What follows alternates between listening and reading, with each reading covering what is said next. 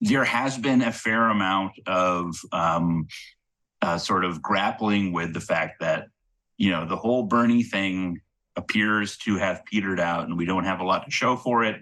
Bhaskar Sankara wrote a piece, I think, last year, where he sort of talked about the fact that, it definitely appears that we're sort of in a unhealthy stasis at this point. So that notion is out there.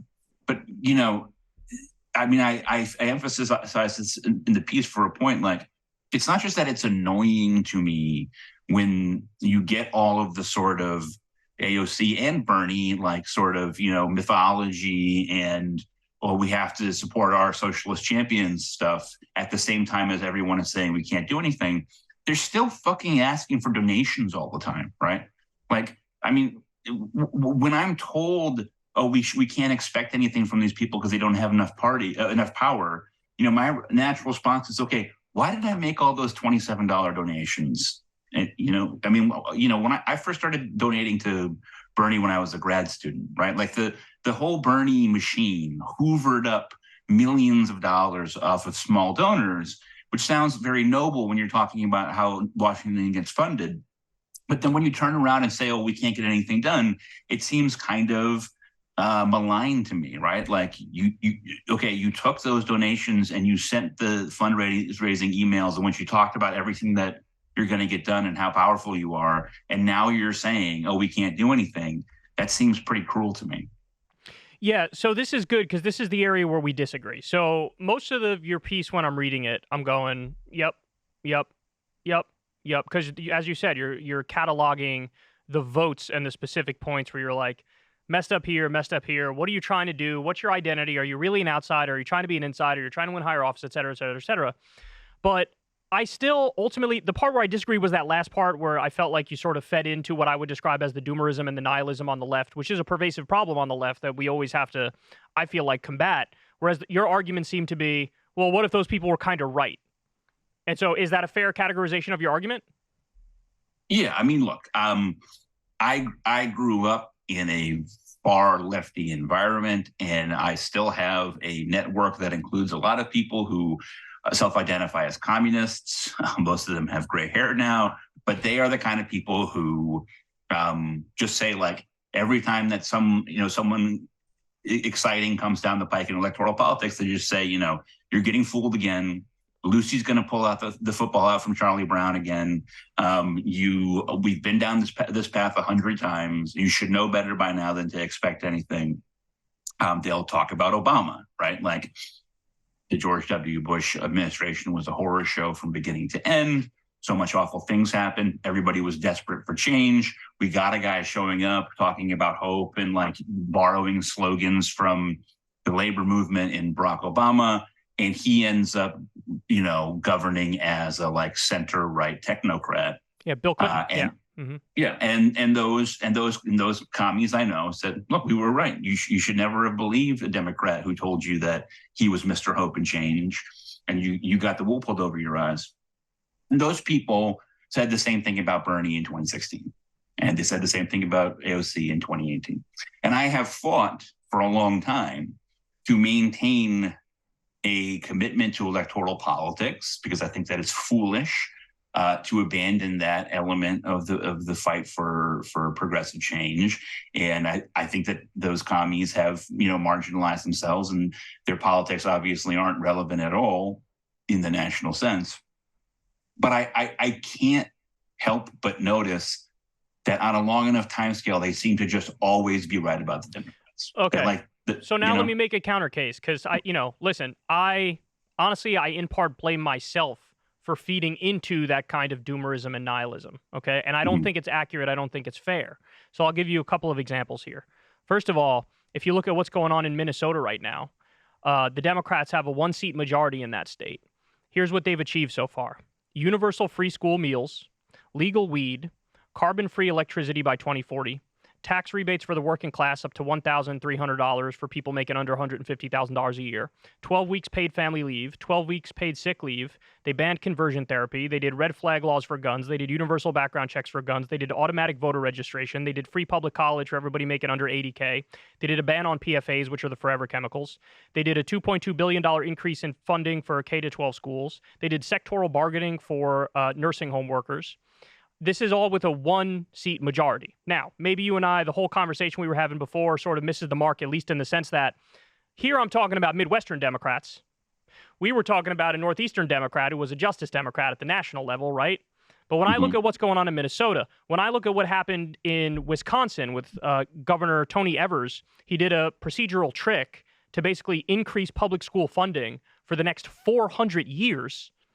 I look at that and I go, if I'm actually evaluating the evidence objectively, rationally, fairly, I'm going to walk away from this going, there is some cause for hope in some areas around the country from people who otherwise I would have previously described as mainstream Democrats.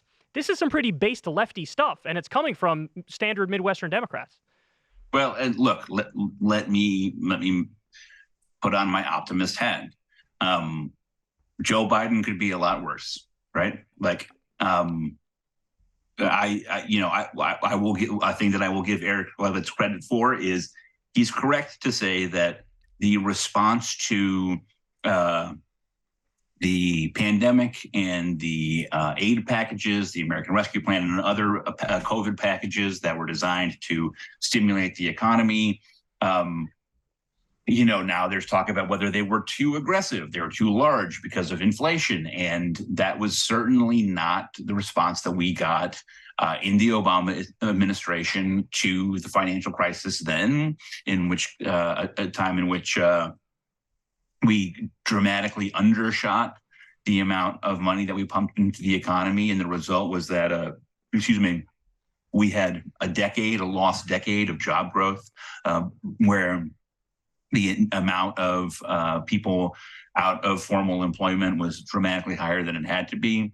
And the fact that the COVID relief packages were so much bigger and so much more aggressive demonstrates leftist influence in Congress. I think that that's a good thing. I will note that, COVID was a totally unique global pandemic that had scared the hell out of a lot of people, and that the private sector business leaders were crying out for a very aggressive COVID response. So it's not like this was sort of, driven by pure lefty instincts.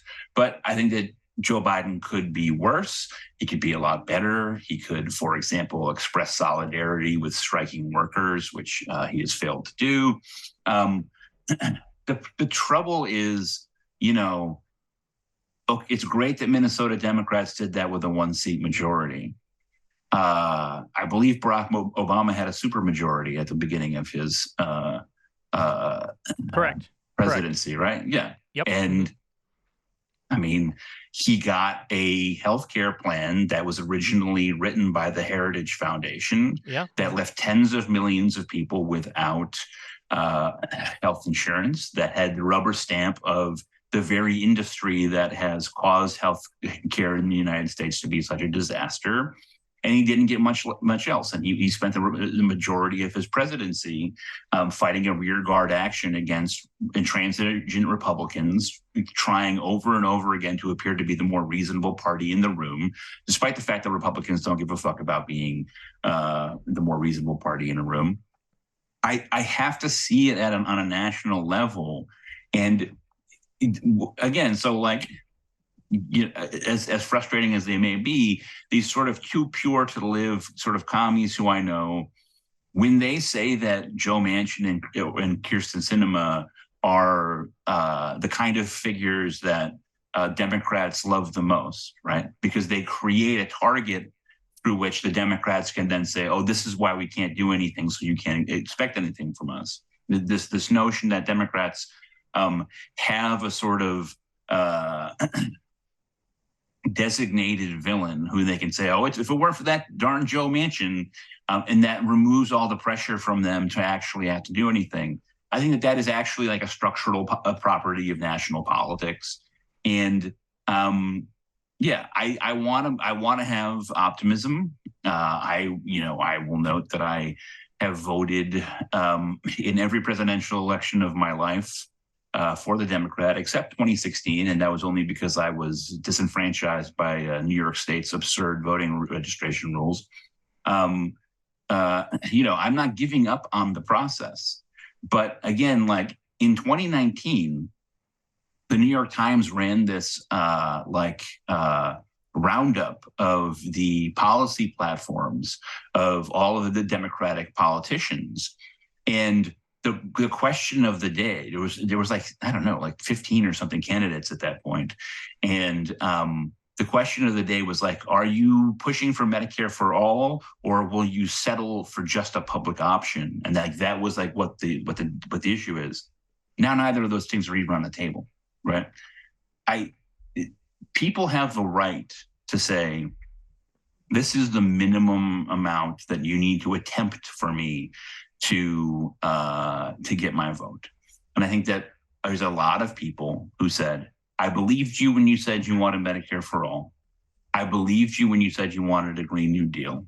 Neither of those things are anywhere near the Democrats' policy agenda. They're not even pretending to care about it anymore. And so those people are saying, then I'm not going to vote for you. And like, that's how politics works, right? Like, you have a set of values and you say, in order to earn my vote, a politician needs to support these things that are in line with my values. And a lot of people who bought into the Bernie Sanders line and who dutifully voted for Joe Biden are now saying, okay, you're not even pretending to get the big things that you said you were going to try to get, so I'm not going to vote for you. And they have a right to do that. So let me react to that in a couple different ways. So first of all, I actually didn't vote in 2020 for Joe Biden. I didn't, because I'm part of this group that you were just describing in detail accurately as to how they feel and what their arguments are, et cetera. When you said people have a right to say this is the minimum that we demand, I totally agree with that. And that literally was me. But my issue as it exists today is that these same people also, in my estimation, distort the facts as they exist right now to make it seem worse than it really is. So when it comes to Obama, we have full agreement. The way I sum it up is we wanted a new FDR out of Obama, but really we got a new Bill Clinton. So on that, we have total agreement. Now, when it comes to Joe Biden, I literally expected nothing. Like, I bought into the rhetoric. Thankfully, I was never dumb enough to say, actually, I think Trump's the lesser evil. No. But I did think they were relatively equal in their evilness, right? And when I look at Joe Biden, you have NAFTA, you have the Patriot Act, you have the Iraq War, you have the crime bill. I looked at all that in its totality, and I said, I don't think I could bring myself to vote for Joe Biden. And for me, the real moral red line was like, if you voted for the Iraq War, I think your ass should be in The Hague, okay? So I don't want to go cast a vote for you. That was my thinking. But now he's been president for a while, and when I look at his record, I think the same people you were just describing, the far left people, who I would describe as kind of doomeristic and nihilistic, they only focus on the bad things. And I can do that rant. I still have that rant in me, right? I mean, he said he was going to get back in the Iran deal. He didn't get back in the Iran deal. We're still cucked to Saudi Arabia.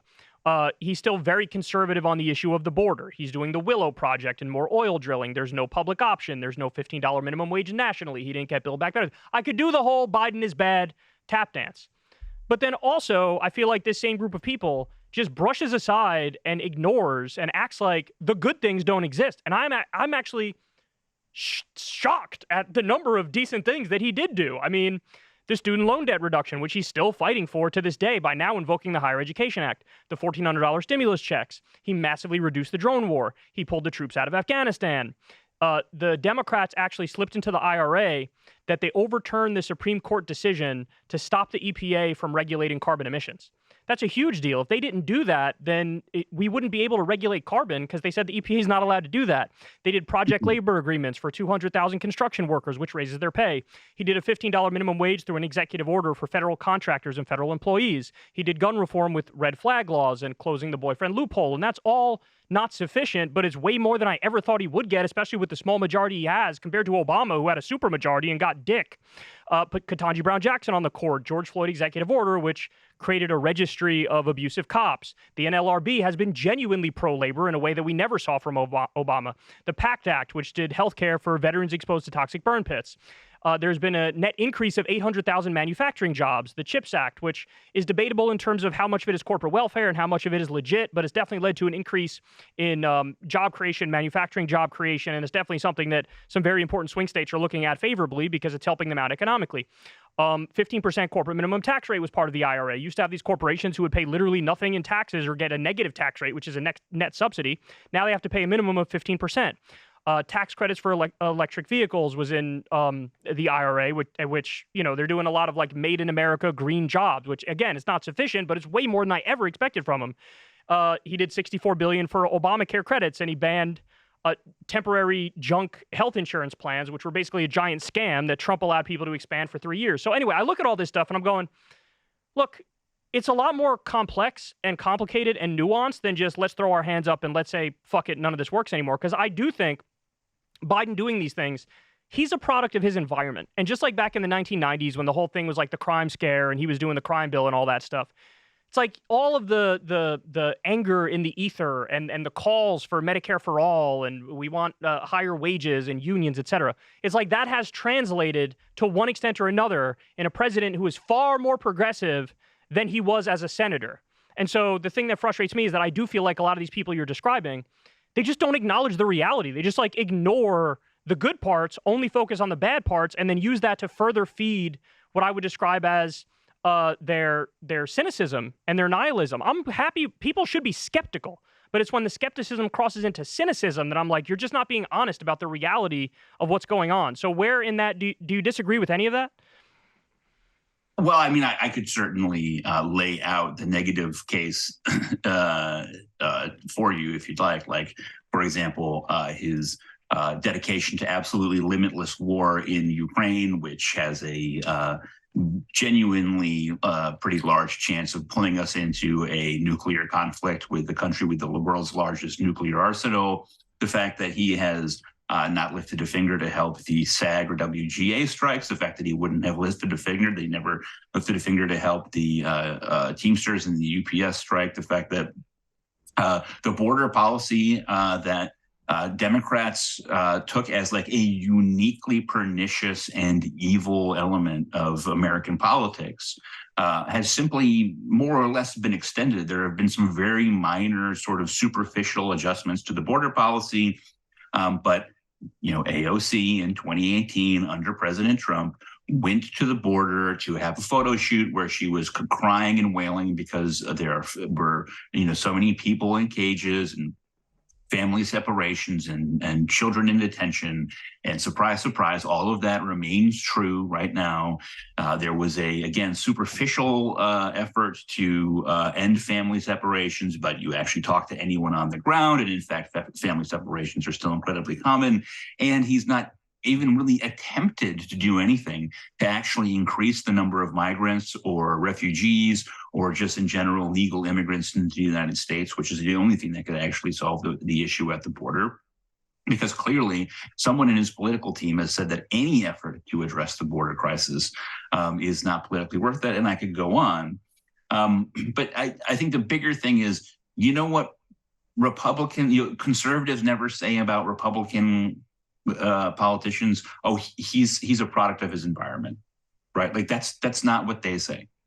The conservative movement, like if you actually look at the fundamentals of real hardcore American conservatism, I think there's this myth that the country just is conservative, and that we can't really do anything because the country just is conservative, and it's a center right country, blah blah blah. If you actually look at the demographic fundamentals, if you look at the polling, if you look at self-identification, if you look at all kinds of these things, conservatives have been punching above their weight in terms of influencing the national direction of this country for 70 years. And the way that they got there is they don't look at the guy who's in office and say, oh, well, he's a product of his environment, he's the best we can do.